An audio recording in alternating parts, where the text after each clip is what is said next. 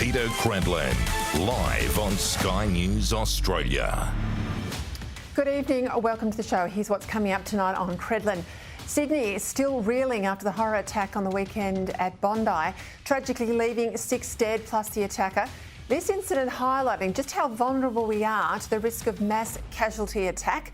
And that's where the focus of our leaders needs to go now to help protect lives in the future. Tensions mount in the Middle East as Iran, normally content to fight through its proxies, launches a direct attack on Israel.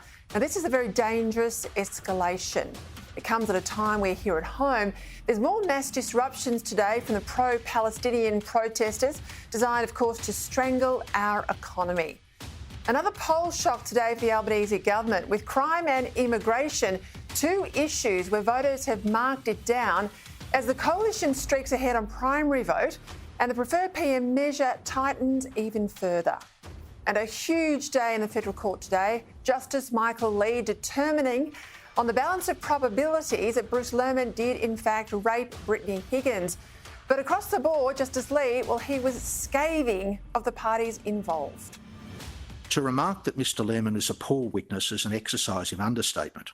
Ms Brittany Higgins, Mr Lehrmann's accuser, was also an unsatisfactory witness who made some allegations that made her a heroine to one group of partisans. If she had thought matters through as an experienced journalist and less as a champion for Ms Higgins, she ought to have known the speech was fraught with danger. I will come back to the Lehrmann case, but first the horrific events in Bondi over the weekend and the senseless loss of life. It's hard even now, 2 days on, to make any definitive assessments as to the motive of the killer. We may never know. But that doesn't make the loved ones taken from their family and friends on the weekend any less dead. And to everyone who lost someone on Saturday, I extend my deepest condolences. I can't imagine what you are going through, and I know your lives will never be the same. As we go to where these are live pictures now from the Sydney Opera House, which has been lit up with a black ribbon in memory of those 6 victims, as the City of Sydney and really all of Australia comes to terms with this crime. On Saturday afternoon, I was home by chance and watching Sky as the events at Bondi unfolded. And my first fear was that this was a terror attack, given the recent warning of our ASIO chief. And I was immediately taken back to the events of December 2014, when a lone gunman stormed the Lint Cafe in Sydney CBD and held 18 people hostage for the next 17 hours until Special Forces police broke through the door. Back then, I was the PM's Chief of Staff, and the fact that it was a terror attack and all that terrorism entails consumed me and the machinery of the Commonwealth, especially our security agencies. On Saturday, it was not a terrorist attack, although it was terrifying for anyone in the vicinity. And while our hearts bleed for the dead and their shattered families, there is some small comfort in the courage of ordinary people who ran towards danger in the hope of trying to stop it. Of course, nothing can bring back the dead or ease the heartache of the bereaved families. But what stays with me after Saturday is how easily someone was able to move throughout a busy shopping centre and take 6 innocent lives with a knife. A commonplace item, something that's pretty easy to procure, conceal and use as a deadly weapon. And what worries me no end is that if someone can do that gripped by mental health issues, as we assume he was from what police have said, then how exposed are we in a security sense if someone or a group launches a coordinated attack with firearms or explosive devices? Now, I'm not saying that every security guard should be armed, but they probably need batons and capsicum spray, maybe some with tasers too, if people in crowded spaces are to feel secure. Given the world we live in and the level of discord in the community that is so serious, it has to be flagged, as has been flagged by our top security chief. This is where the government's attention must now go. Our thanks, of course, to all those brave Australians at the Bondi Junction Shopping Centre who put their lives on the line for others. But now I want to see some action come out of this tragedy to do whatever we can to minimise these risks into the future.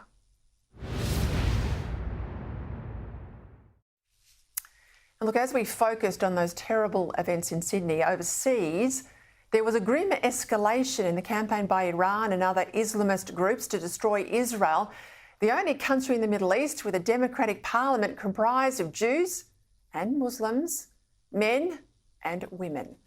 As the munitions were launched from Iran on Saturday night, 350 plus ballistic missiles, suicide drones and cruise missiles rained down on Israel. Now, in a tribute to Israel's military sophistication and readiness, nearly all of the missiles and drones were shot down. Israel's air defences are the best in the world because they need to be. And it's good that Israel's friends, America, Britain and plucky Jordan, also shut down some of the incoming weaponry. For about 12 hours, every country except Iran's de facto allies, Russia and China, well, they were all on Israel's side, at least rhetorically. But the moment the missiles stopped, it wasn't the Iranian crowd screaming death to Israel or the mullahs in charge racing to get their nuclear weapons that seemed to worry Western governments. No, their urgent concern was to stop Israel from hitting back, even though it should now be obvious to everyone that it's not Israel that's the aggressor here, but the Islamist fanatics who glory in martyrdom and fight for a new Holocaust that destroys the Jews from the river to the sea. Now, there are 2 points to make here. First, there can be no even-handedness or moral equivalence between liberal, pluralist Israel and the murderous fanatics desperate to deal out death to the infidels. Apart from anything else, those desperate for martyrdom are no less hostile to us. We are only marginally safe in the West at the moment because they appear to be more focused on Israel than on us. That will change. Sadly, that will change. And that's why the Albanese government should stop bracketing an almost non-existent Islamophobia with the rampant anti-Semitism that at best it tepidly condemns. And the government must accept that Israel has a right, even a duty, to destroy all the entities pledged to its own annihilation. Second, that the rapidly deteriorating strategic situation internationally makes a mockery of the government's plans to give us more weaponry, but not for a decade away, when the danger is now. We don't just need more ships and subs and planes in the 2030s and 40s. We need them now. And given that we can't get big new military platforms quickly, we should at least be developing the new weaponry like low-cost drones and anti-drone measures that Australian companies are now building for Ukraine, but not for us. From the PM and the Foreign Minister down, there's not just an ambivalence about Israel, but a dreadful complacency about the challenges we could soon face, and wishful thinking that actual fighting is never something that Australia might have to do. Now, we must wake up here. The weekend's events in the Middle East have only emphasised just how ill-prepared we are for any conflict and how relatively defenceless we would be against a serious threat. At the same time, it shows just how serious the general threat to all our allies and to us is rapidly becoming. As others have said, we are sleepwalking through lotus land, and we are. It's way past time to wake up and look at our defences, not for a decade's time, but now.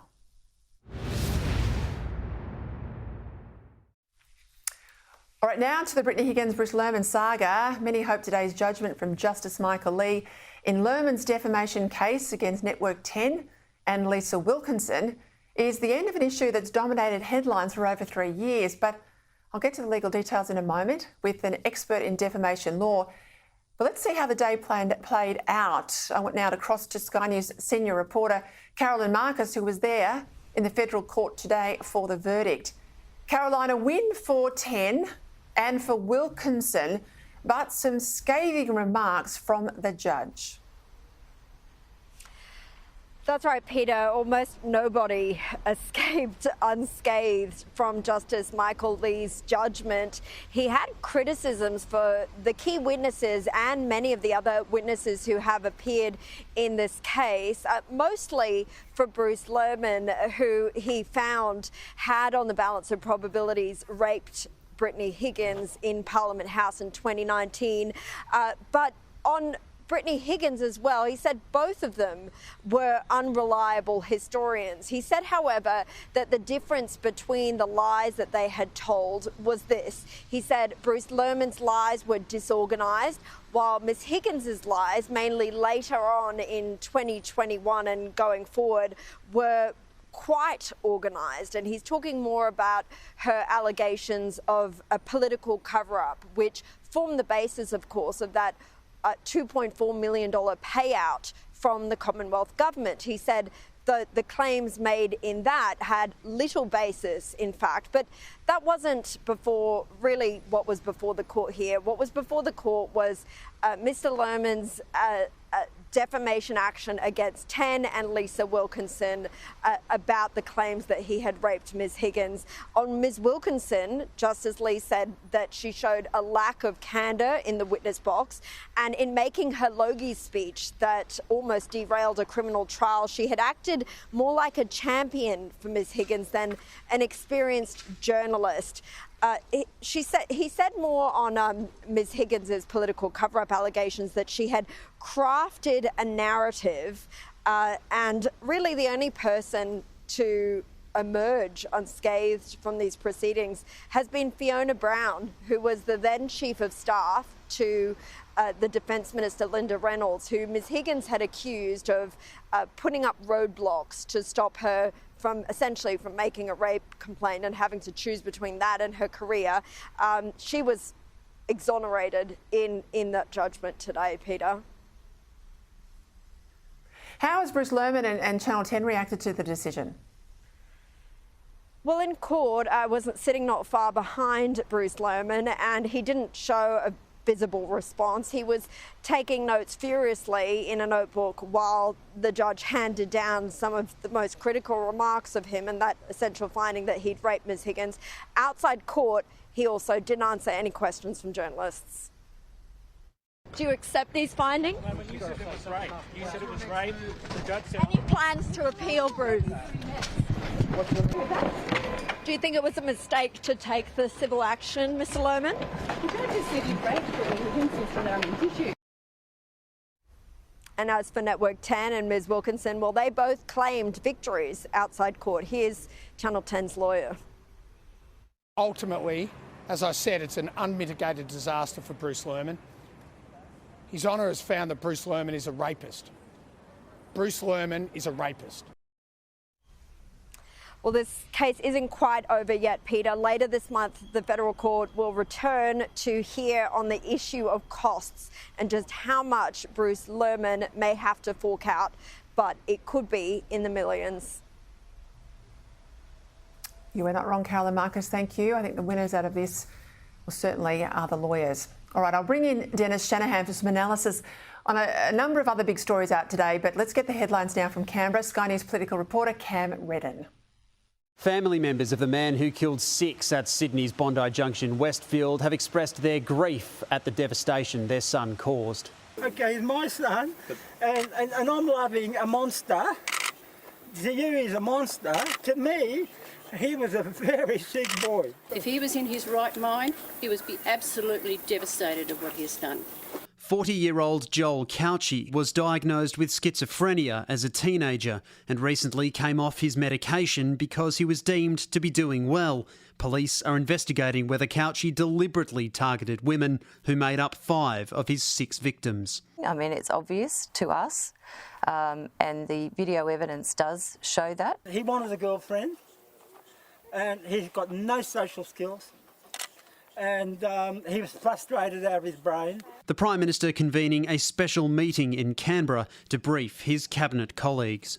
Our role is to provide leadership, to provide support I think this is a time now for nations to come together around this community in particular.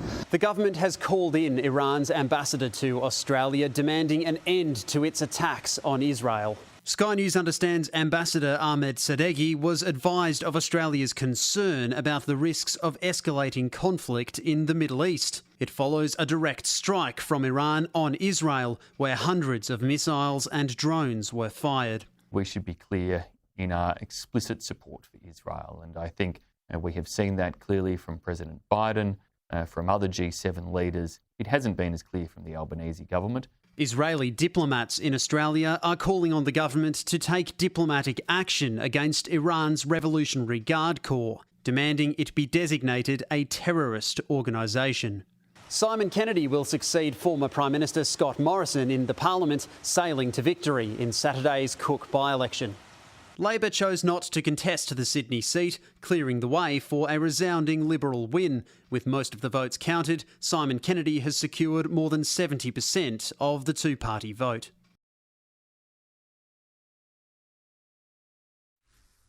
All right, as I said, lots of other stories to get across. I'm joined now by National Editor for The Australian, as I am every Monday, Dennis Shanahan. Dennis, I'll start and touch on it briefly. We'll return to it, and I know people have seen coverage wall to wall for the last 48 hours on the events in Bondi. This line of inquiry that the killer was targeting women, we may never know his true motivations, and none of it brings back the dead. But that's where we're up to tonight. Now, I suspect your first thought, as was mine, was that we had a terror situation on our hands, given that's the times we live in. That's got to be, sadly, I think, what went through the minds of the intelligence agencies and others in Canberra as well. Yes, well, my first thought was, when I heard the first news, was that I hoped it wasn't a terror attack. But of course, that was always the possibility. And of course, we had seen the Lindt Cafe siege in Martin Place. So it is not uncommon to have a terror attack, and nor is it sadly uncommon to have a stabbing attack. But of course, of this size and shape, it did look to be much more than it was. I think that it is sad. It is clearly something that we can't really do much about, but at least it was not a terror attack. Now to the politics and all of this, because even in tragedy, there's a political element if we've got politicians involved. Now, to their credit, the PM and the New South Wales Premier were quick to respond. Anthony Albanese held a press conference on Saturday night. He went to the site on Sunday. And Premier Chris Minns, well, he was on leave. He had just touched down in Tokyo. He heard about the incident. He jumped back on the plane. He flew in on Sunday morning. He avoided, I think very smartly, a Scott Morrison sort of Hawaii moment. What happens next, Dennis? I saw that there was some footage taken out of Cabinet today. It's not clear whether the Prime Minister had, over the weekend, a National Security Committee meeting of Cabinet. But talk about batons and pepper spray for security officers in public gatherings, and also that warning from the ASIO chief that we risk an Islamist terror attack over the next 12 months. We've got lessons to learn out of the weekend, surely. Oh, that's right. And you would have only expected Anthony Albanese to respond as he did. He is a caring, compassionate and sympathetic person who acted quickly as a leader to what was a shocking experience on Australian soil. So he did exactly as he should have and as you would have expected. As for what the federal government can do from here on in, this is a very different situation. It is not a terror attack. It is not something where the federal government can call in ASIO to work on it. This is a question of mental health care, whether people who are being taken care of properly and whether people should be contained as they were in the old days when they were considered to be a risk to the community. So this has a great deal to do about personal health and what state governments can do, but I don't think there's much the federal government can do because it is not a terror attack. Yeah, but Dennis, I'm not going to disagree, but I'm going to add to that answer, because the first thought went through my head. If someone can do that much damage that quickly, kill 6 innocents with a knife, well, thank God it wasn't a gun. We still do not have a national gun register in this country.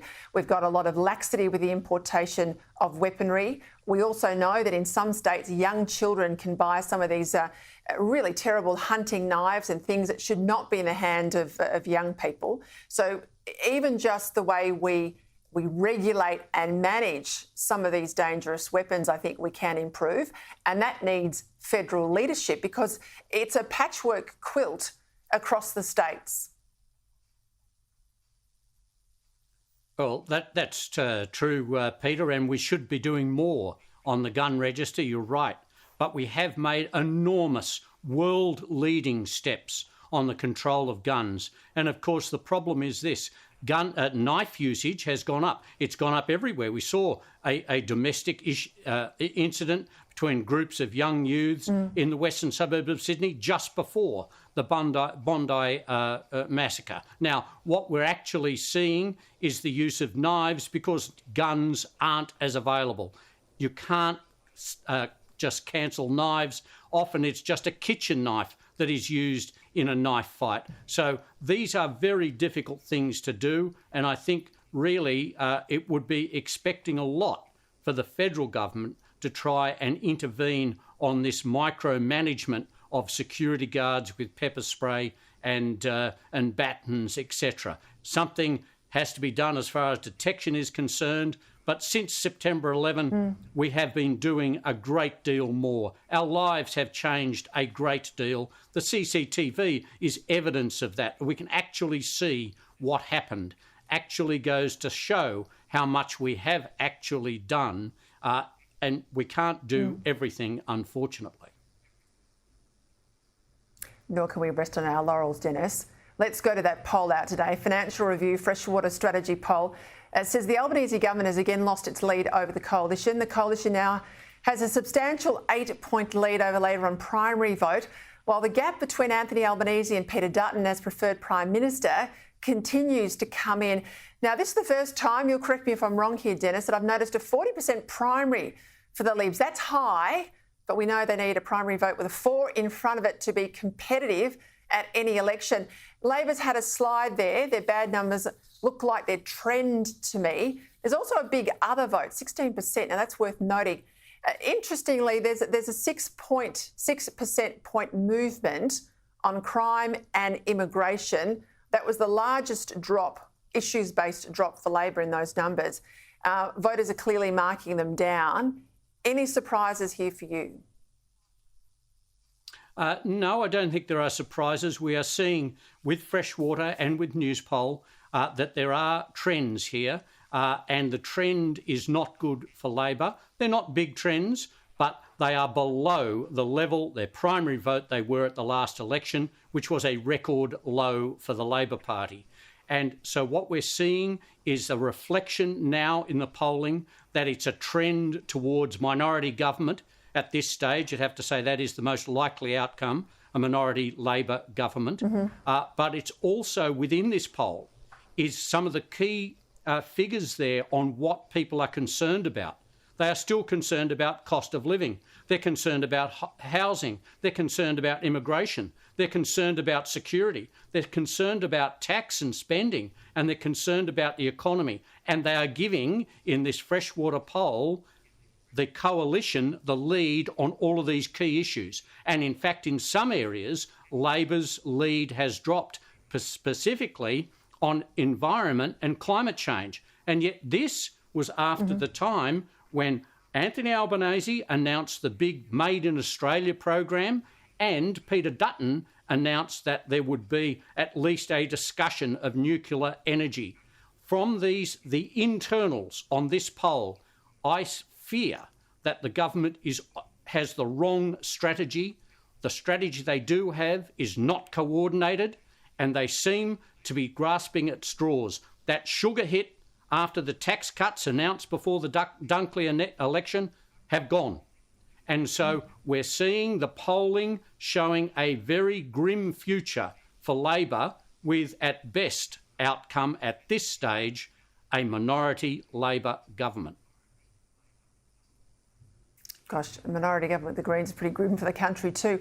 Hey, we got some sort of resolution today in this whole saga of Brittany Higgins, Bruce Lehrmann, but something that's always troubled me, this multi-million-dollar payment awarded to Higgins in circumstances and in 16 years of working in that place, Dennis, I have never seen anything like. The judge touched on it today. This is what he had to say. When examined properly and without partiality, the cover-up allegation was objectively short on facts but long on speculation and internal inconsistencies. Now, some of those references there are to Liberals covering up the allegation of her rape. But on the payout, Dennis, $2.4 million, are we ever going to find out the truth behind that payout? Well, we should. And could I just say at the beginning, I am perturbed by the trend we now have of having defamation cases as criminal, proxy criminal trials, where issues are decided well below the evidence. And Justice Lee said this today. He said balance of probabilities. These are criminal decisions being made on the balance of probabilities. And I think I am concerned about that. But secondly, I think the politics of this, he has destroyed the idea that there was a political cover-up. Now, this was after the weaponisation of this rape allegation, which he says is true, fine, but it just goes to show that this was used politically against the government of the day and the ministers of the day, and further, it was used to try and inflate the compensation claim because Brittany Higgins said that she had been not given the proper support by Linda Reynolds and staffers. And in fact, what Justice Lee has said, that is not the case.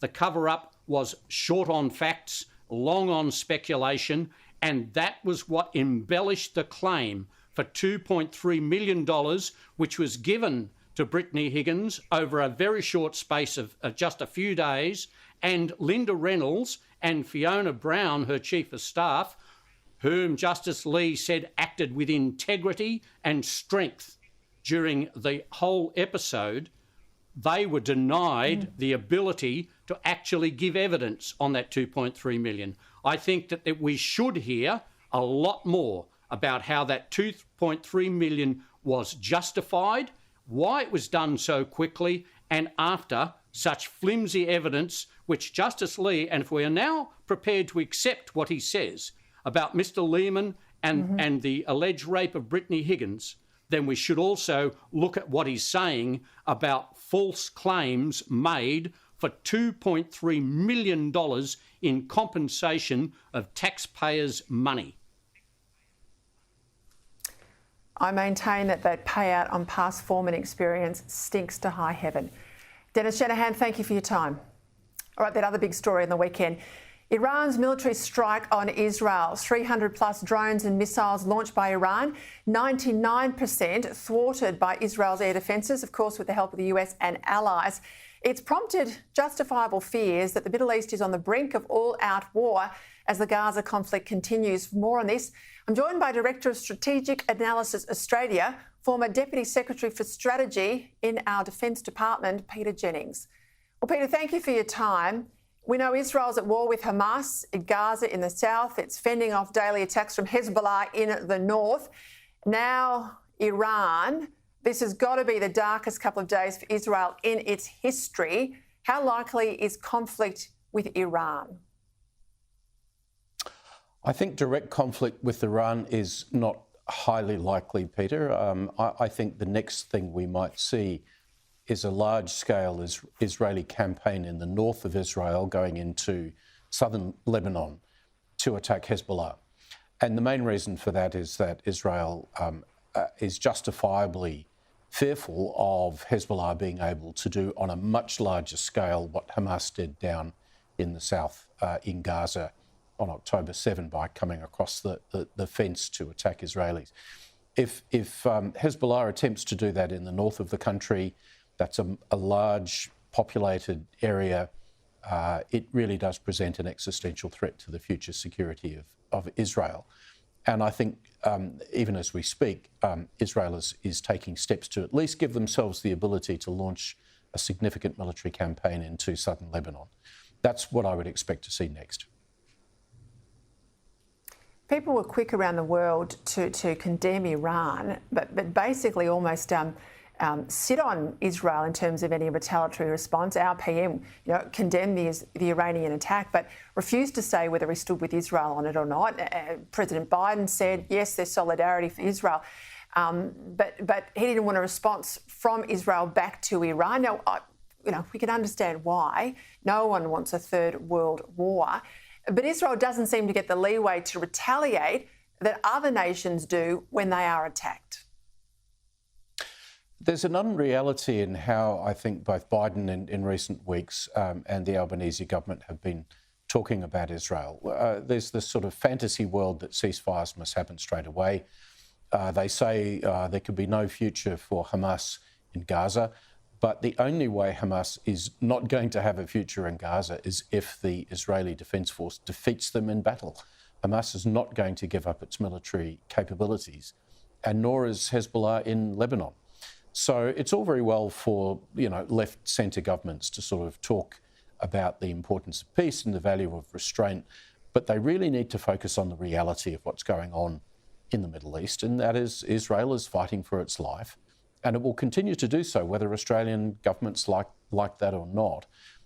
Israel is going to force military solutions because they have no other choice, and because Iran will keep pushing Hamas and Hezbollah to do their dirty work for them in attacking Israel.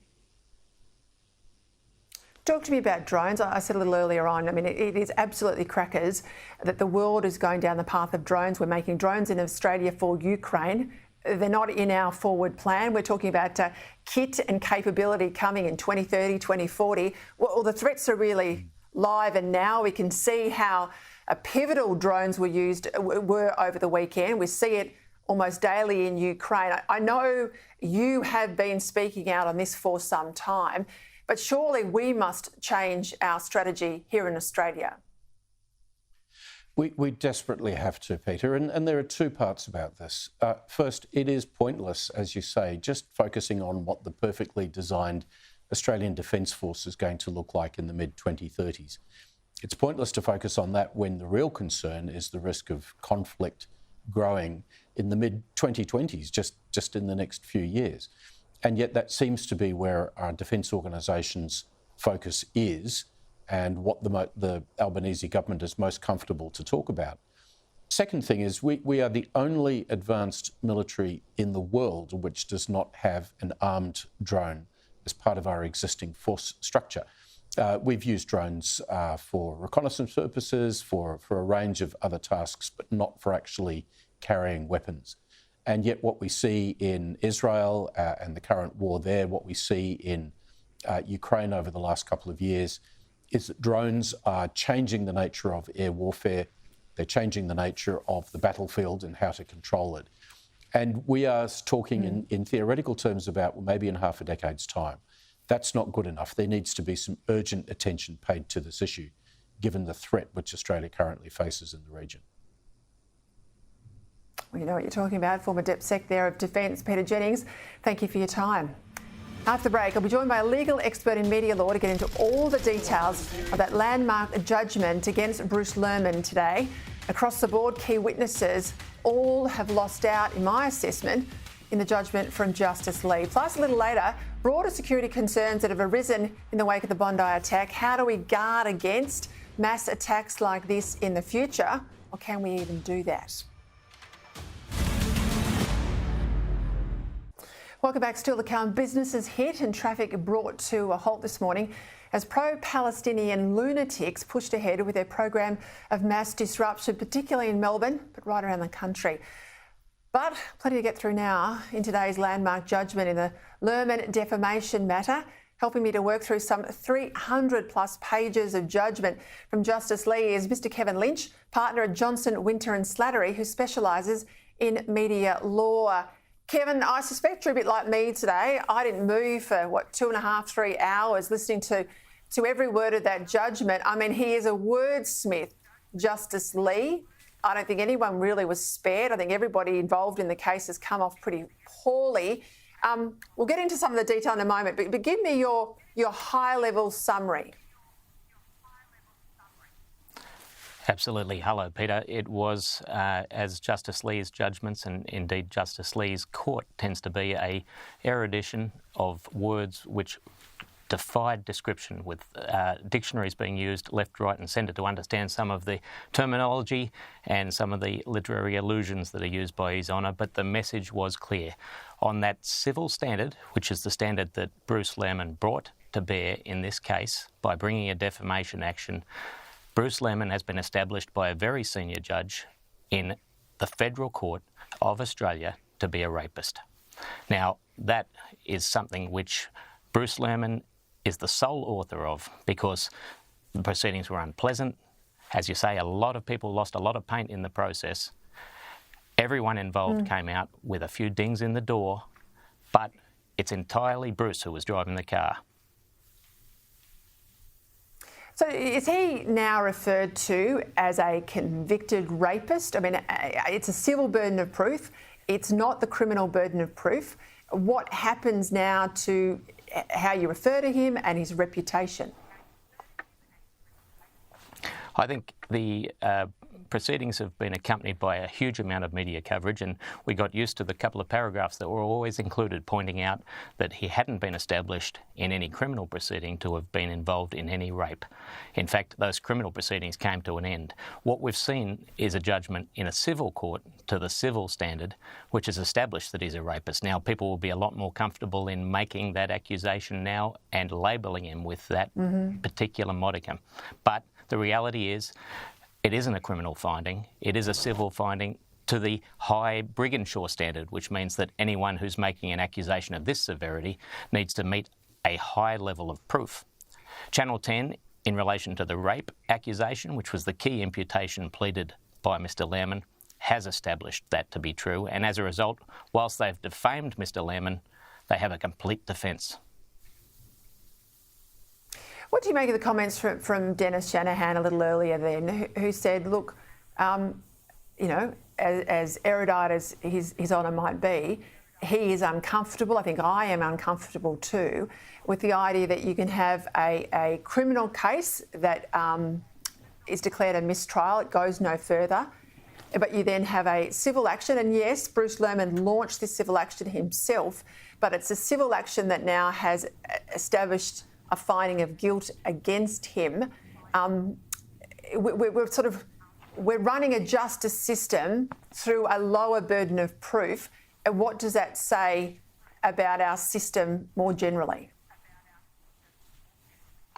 Look, I think the best metaphor with this was established by His Honour when he said that Bruce went back for his hat into the cave, and this is exactly what happened to him. He's the one who decided to fight this matter in this forum, and it was said that he was determined to have sex with Brittany Higgins and did so with reckless indifference to her consent. Now, it could also be said that he had a determination to bring these defamation proceedings because he must have known exactly what happened, and in fact there's only 2 witnesses who may have known what happened in those rooms, in those cabinet senators' rooms 5 years ago. And he brought these proceedings to the civil standard. It's a purely civil matter, brought for damages in order to vindicate his reputation, and having gone back into the cave, he got pretty severely mauled. What did you think of his findings in relation to Network 10 and Lisa Wilkinson, the Logie speech, the veracity of some of their evidence? I mentioned before, you know, everybody came off in a pretty ordinary sense across the board, but what was your thoughts there? Well, with the Network 10 criticisms, you'll find that Network 10's claim that this was a matter where they've been vindicated, and I think Channel 10's lawyers claimed that the judge, after forensically looking at things, had vindicated Channel 10's performance in bringing this program to air, are overstating things a little. Now, I think that that Miss Wilkinson said on the steps of the courthouse that she had told a story about rape, and that that's an important story to tell and a story that had been vindicated. Both of those statements, and the winners are entitled to their moment, but if they look at the 340-page judgment, I think it's not all upside for Channel 10 in that there was criticisms by His Honour that there was publication of accusations of corrupt conduct in putting up roadblocks and forcing a rape victim to choose between her career and justice. And he said that that was supposition without reasonable foundation in verifiable fact, and its dissemination caused a broom of confusion and it did much collateral damage. And he said that the way that the program was actually presented did cause difficulties in following this thing through in the criminal justice system. Yeah, those points there he made in relation to her two former employers, Senator Cash and Senator Linda Reynolds. Just quickly, are we going to see an appeal, do you think? Look, I think you'd be silly to think, given the experience of the Lehrmann and Higgins matter over dozens of proceedings and permutations, that this is the end of the matter. Whilst the judge was very careful and has done everything he can to belt and brace his findings, the reality is that I don't know if Mr Higgins, if Mr Lehrmann has the personal insight to understand that it might be time to put away the litigation hat. We'll see what happens, but I would be silly to say that this is the end of the matter. Goodness me, Kevin Lynch. Spare all the country. Let's hope it doesn't go further. Thank you for your time. All right, after the break, what do we need to learn from Bondi? How should we be prepared in the future? Plus, despite a massive attack on Israel over the weekend, it was all those pro-Palestinian activists out this morning.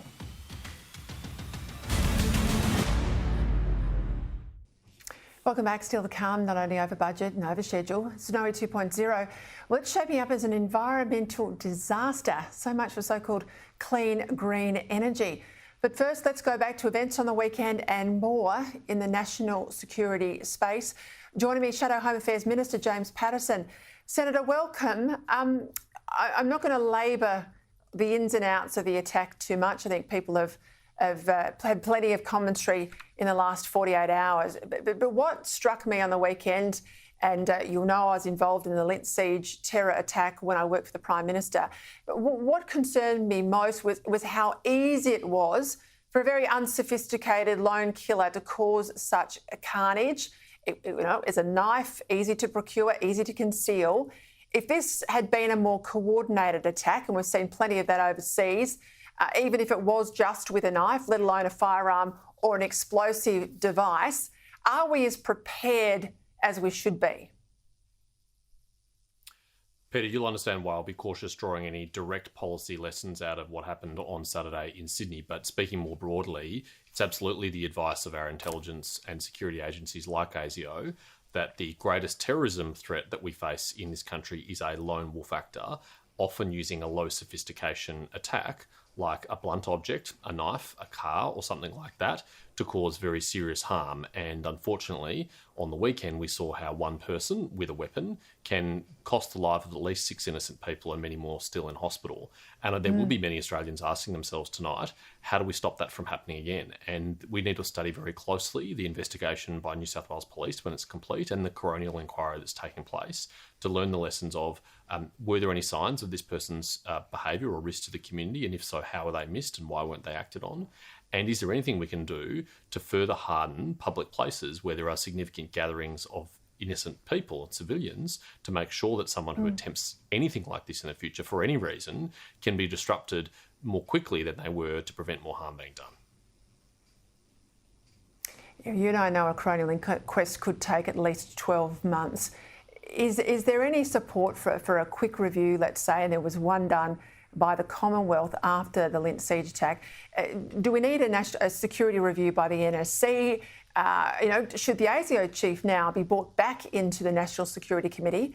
He was put out the door by the Prime Minister. Should he be there as a regular attendee? I mean, are these some of the things, given his warning about the risk of an Islamist attack over the next 12 months, is this the time now to say, look, we got that wrong, let's beef up our preparedness across the board? Well, Peter, well before Saturday, the ASIO Director General and the ASIS Director General should be back on NSC because they have insights of value to offer that the government can't always anticipate, and it's absurd that they've been excluded on a regular basis from that committee.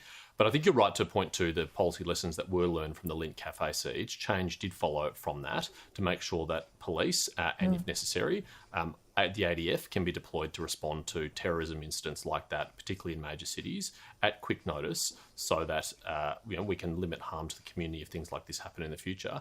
And I do support quickly acting on this if there are evident lessons that come out of the New South Wales Police inquiry, which will be much more quick than the coronial inquiry, as you rightly pointed out. That could take some time. But as the police conclude their investigation on a much quicker time frame, there may well be very clear lessons that come out of that. And if so, we should move quickly, and the federal government shouldn't hesitate to act on that. Can I ask you, you've been in those Senate hearings today in relation to the proposed new detainee laws. There's been some concern from Home Affairs that people smugglers could take advantage of the changes.